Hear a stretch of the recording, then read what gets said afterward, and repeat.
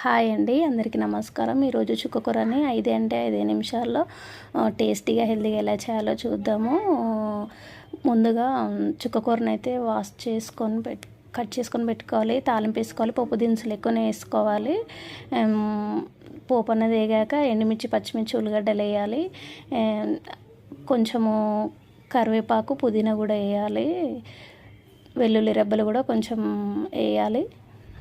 కొంచెం తాలింపు అనేది వేగాక ఈ చుక్కకూరని అయితే తాలింపులో వేసేయాలి.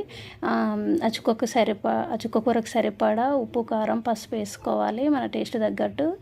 అందులో కొంచెము కొత్తిమీర, ధనియాల పొడి, జీలకర్ర పొడి వేసుకోవాలి. లాస్ట్లో ఒక ఉల్లిగడ్డ కట్ చేసి వేసుకుంటే అంతే, ఎంతో రుచికరమైన చుక్కకూర అయితే రెడీ అయిపోతుంది. మీకు కనుక వీడియో నచ్చితే లైక్ చేయండి, షేర్ చేయండి, కామెంట్ చేయండి, సబ్స్క్రైబ్ చేసుకోండి, బెల్ని క్లిక్ చేయండి. అలా చేస్తే మా వీడియోస్ మీకు వస్తాయి.